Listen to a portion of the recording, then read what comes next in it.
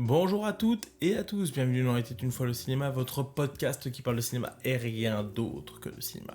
Et aujourd'hui les gens, on va aller du côté des pays nordiques, et notamment l'Islande, pour une véritable pépite du cinéma de genre et de tout simplement d'un film d'épouvante fantastique. Et que là, j'ai adoré. Clairement, c'est pour moi une véritable pépite que j'ai pu découvrir ce soir et je regrette presque de ne pas l'avoir mis dans mon top 13 de l'année 2021. Bon, peut-être pas le top 13, mais au moins si j'aurais fait un top 20, il aurait été clairement dedans.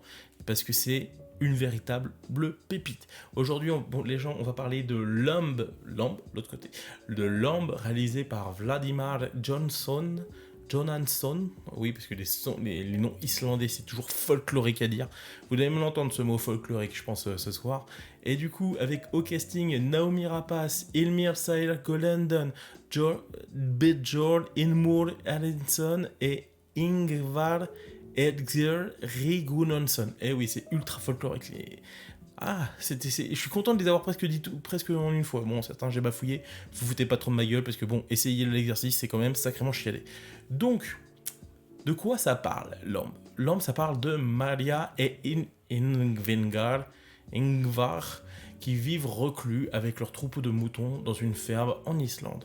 Lorsqu'ils découvrent un mystérieux nouveau-né, ils décident de le garder et de l'élever comme leur enfant. Cette nouvelle perspective apporte beaucoup de bonheur au couple, mais la nature n'a pas dit son dernier mot et réserve une dernière surprise. Voilà, donc c'est un résumé qui est très intriguant et qu'est-ce qu'on peut dire sur ce film ? Est-ce que j'ai aimé déjà ? Bon, je pense qu'avec l'intro que je vous ai fait, vous avez compris. J'ai aimé le film, j'ai adoré le film, c'est...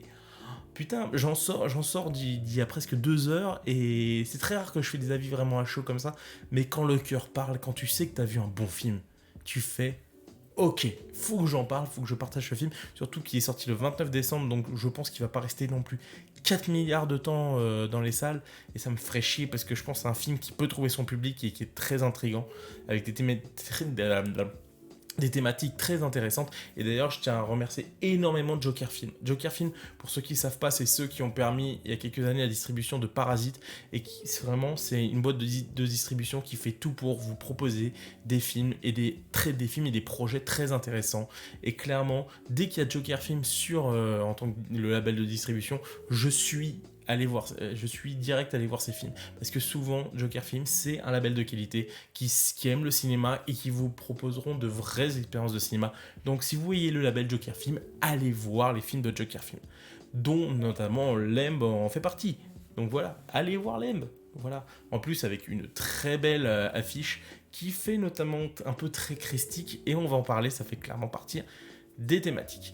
Et du coup, on va commencer avec un truc, on va parler un petit peu, je vais en parler assez rapidement, mais les acteurs sont extraordinaires. Voilà, c'est plus que le film que j'adorais, c'est vraiment un film où les acteurs sont hallucinants. Naomi Rapace, qu'on a tous connu, je pense, soit avec les films Millennium, je sais plus comment ça s'appelle, Millennium, et avec Alien Covenant, non pas Alien Covenant, ou que enfin un petit caméo avec Alien Covenant, vite fait à jouer un cadavre, mais surtout pour Prometheus, qui parle cadeau, et pour certains ça sera Seven Sisters, où quand même je trouve un peu d'intérêt quand même qu'on joue ce personnage, parce qu'il faut jouer cette personnage avec cette personnalité différente, il faut vraiment les jouer. En soi, c'est une actrice que je trouve très intéressante. Moi je l'avais adorée dans Le Patient de Brian De Palma, car c'est une actrice qui a, je pense, qui a beaucoup de jeu dans la manière, en fait, elle exprime pas beaucoup les choses, elle fait ça de manière très simple. C'est-à-dire, ça passe par un sourire, ça passe par une expression de visage, plus par les dialogues. Moi, je trouve que les dialogues, quand elle parle, notamment dans les films américains, je trouve que, pas que ça sonne faux, mais c'est pas là où elle va faire sa spécialité. Je pense qu'il y a des acteurs qui sont vraiment faits pour lancer du dialogue. Elle, c'est vraiment sur du jeu à l'ancienne. C'est-à-dire que, pas besoin de parler, un peu comme dans le cinéma muet, juste les expressions de visage font tout la caractéristique d'un personnage. Et ça, pour tous les autres personnages, que ce soit le personnage du matin, voilà. Le personnage qui joue le mari, c'est-à-dire Ingvar, et le frère Pétour, ça passe surtout par des expressions de visage, et ça, je trouve que c'est une très bonne direction d'acteur. Du coup, t'as très peu de dialogue durant tout le film. C'est clair, les acteurs vont pas briller par le dialogue, on n'est pas dans un film français, là, ils vont briller par le jeu. Et que du coup, toutes les expressions, par exemple, quand ils vont découvrir le venet, ça passe par des visages horrifiés, et après, doucement, le sourire va venir sur les visages. Et je sais pas si c'est propre vraiment au cinéma islandais ou au cinéma nordique, ou c'est vraiment une école d'acting qui est très propre à eux. Nous, par exemple, tu regardes en France, on était un jeu très, on va dire, des fois un peu théâtral, un peu très académique. Tu vas par exemple aux États-Unis, il y a beaucoup d'acteurs studio, ils sont entraînés comme ça. Tu vas au Japon, ils ont vraiment un style de jeu qui descend du théâtre kabuki. Donc clairement, je pense que c'est une école qui, moi, me parle beaucoup et que je trouve très intéressante. En tout cas, c'est clair, si vous êtes habitué à un film avec des dialogues, c'est pas ce film-là qu'il faut aller regarder. C'est un film où les dialogues sont très minimales. Je pense que ça doit pas dépasser plus de 5 minutes, sur presque 1h40 1h36 de film. Ça doit pas parler de plus de 8 minutes dans le film. Voilà, donc je vous préviens, hein, ça va pas être la fête à la grenouille, hein, le film. Mais en tout cas, les acteurs sont tous extraordinaires. Et ça vaut clairement le coup rien que pour ça. Bon, après, on va parler un peu plus de fond. En tout cas, niveau de la mise en scène. À la mise en scène, on est vraiment dans ce qui se fait dans ces pays, les pays nordiques. C'est-à-dire, on peut citer l'Islande, on peut citer la Suède, on peut citer le Danemark. C'est des films qui sont déjà très bien cadrés. Très bien cadrés. Où ça passe vraiment sur des plans très fixes, des plans à la fois très larges pour te montrer l'immensité des décors et quelque chose quand même de très étouffant qui marche vraiment bien dans le film. On a très peu de mouvements de caméra, c'est quand même des mouvements très fixes, justement, qui te permettent d'isoler les personnages à la fois dans leur maison, à la fois dans l'espace et dans l'immensité des montagnes qu'ils ont autour de lui, et bien sûr avec toutes les contraintes météo, c'est-à-dire du brouillard, de la pluie et tout un tour, t'as vraiment, dans tous ces plans, même rapprochés, t'as quelque chose de très étouffant. Et du coup, on n'est pas sur un film où on va vraiment te faire un très gros plan à la Léon. On va rester quand même sur du gros plan, mais on va très rarement plus généralement être sur de la poitrine. On va pas être très proche du visage du personnage, à très rares exceptions près. Bien sûr. Et notamment à la fin, avec un très beau regard caméra. Que je pense que si tu as vu le film, ou que quand tu iras voir le film, tu verras ce regard caméra, bah, tu comprendras qu'il est très fort.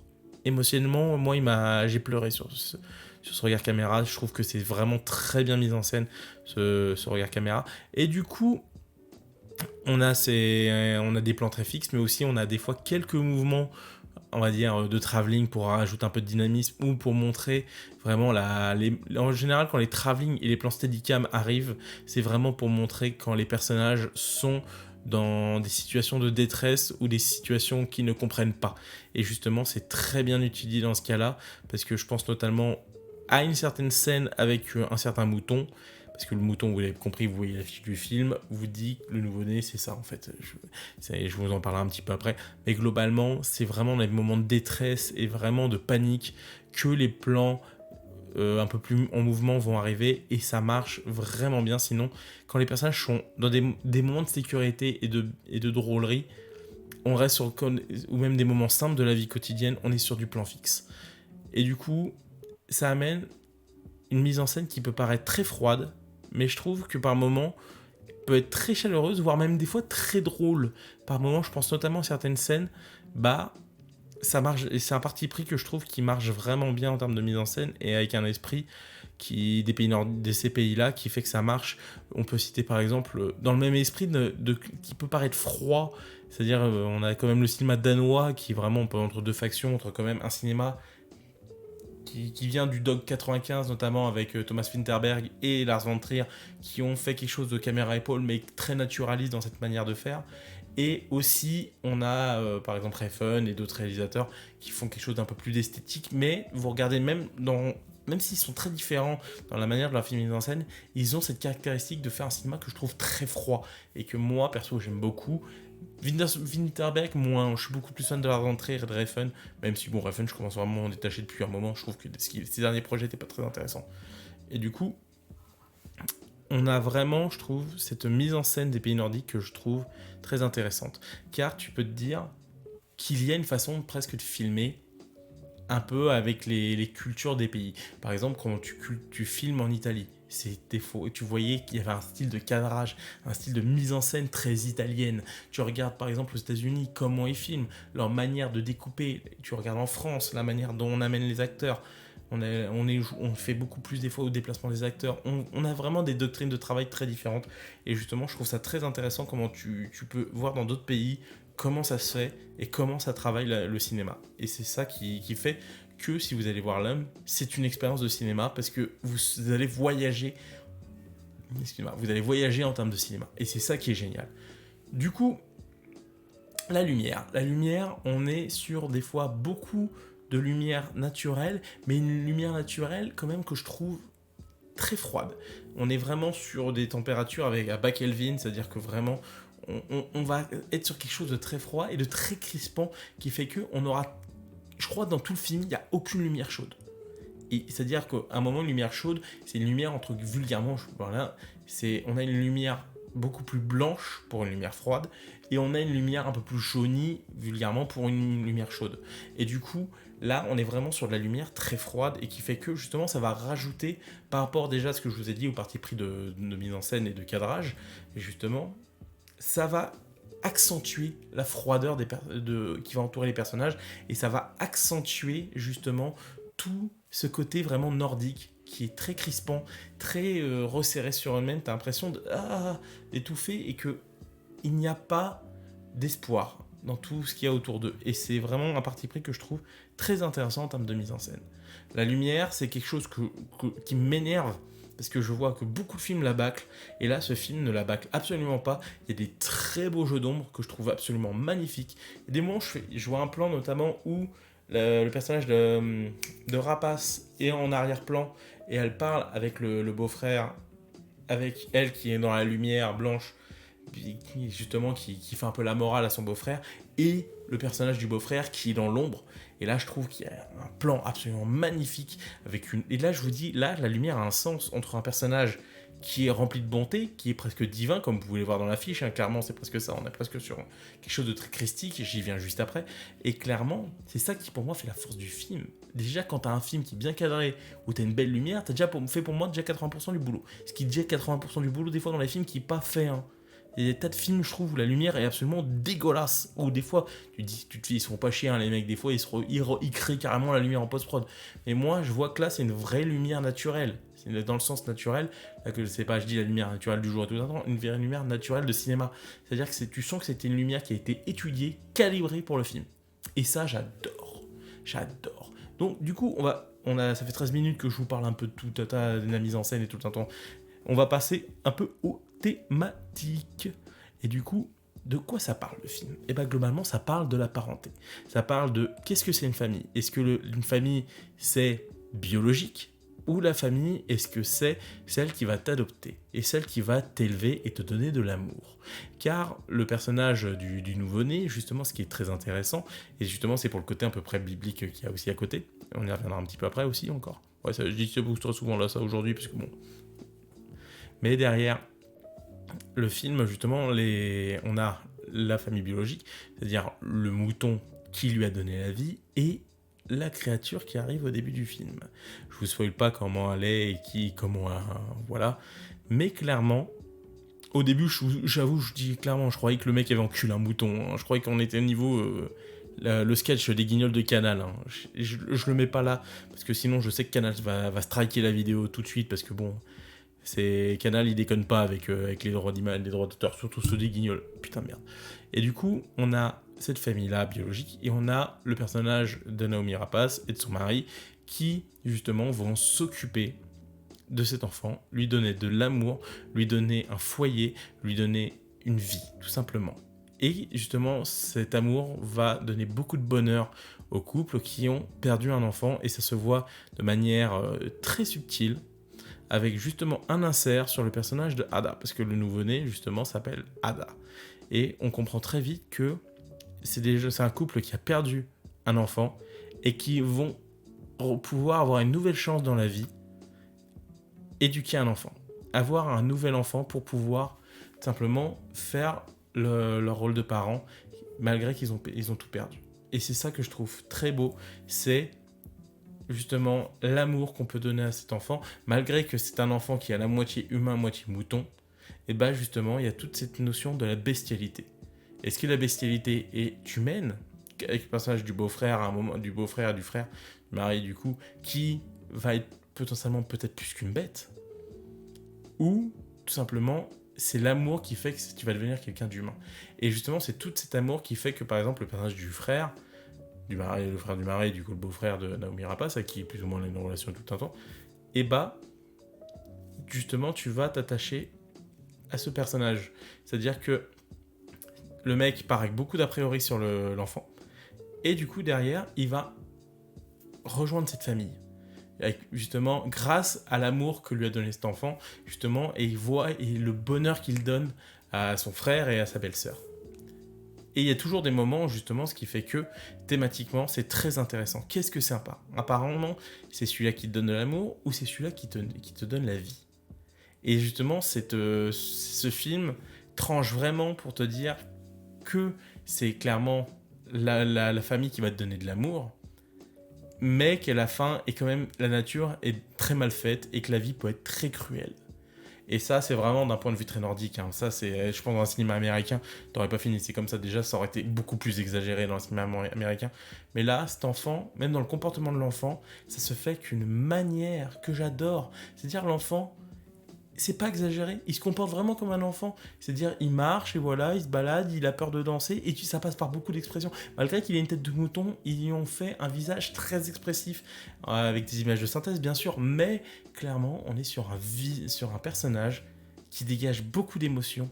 Parce que comment il peut dégager encore plus d'émotions ? C'est grâce aux personnages qui est autour de lui et qui justement vont dégager une émotion. Et ça, je trouve ça très bien fait. Une très bonne direction d'acteur toujours, mais aussi que justement ça accentue ce lien avec la parenté. Quelque chose de très fort. Du coup, c'est une thématique que je trouve très intéressante dans le film et que peut-être moi je la vois parce que bon, je suis un peu un branleux et que c'est des thématiques que je trouve très intéressantes quand c'est bien fait au cinéma. Et là, il y a aussi un très bon truc que je trouve intéressant, c'est toute l'animation du fusil de Tchekhov. Là où aujourd'hui, le fusil de Tchekhov est souvent fait avec de gros sabots, avec des gros inserts, bah là, vu qu'en fait, comme je vous l'ai dit, le cadrage est quand même beaucoup plus large que beaucoup de films, bah justement, les fusils de Tchekhov se font avec beaucoup de subtilité. Par exemple, le tracteur, justement, qui est en panne. Tu le vois en train de travailler sur son tracteur, sur un plan large, avec tout ce qui se passe en arrière-plan, avec le chien, justement, qui a peur, qui aboie, qui a vu quelque chose. Et ça, justement, ça rajoute une tension tout en amenant un fusil de Tchekhov. C'est-à-dire que bien plus tard dans le film, le tracteur sera en panne et qu'il ne marchera plus, et ce qui amènera à la fin des personnages, d'un des personnages. Et par exemple aussi, fusil de Tchekhov, il y a fusil. Et justement, ce fusil va être utilisé. Et justement, c'est grâce à ce fusil que le personnage de Naomi va tuer la mère. J'espère que vous suivez bien.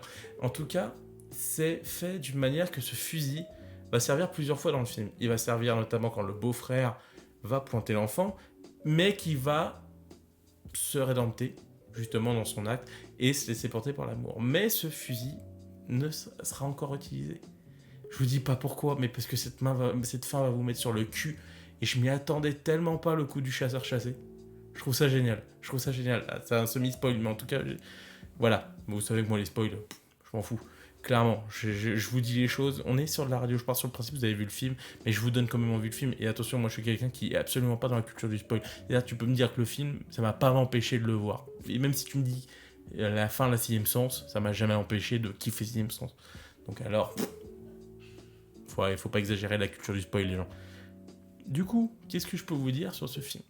C'est un très bon film. Un très bon film sur l'enfant, sur qu'est-ce que c'est l'amour, qu'est-ce que c'est une famille.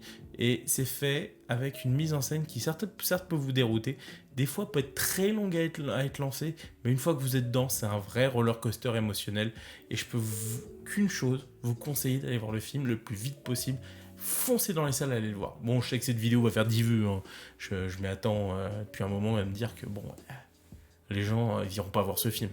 Mais allez le voir, profitez. Vous avez encore, peut-être encore jusqu'à mercredi prochain pour aller le voir.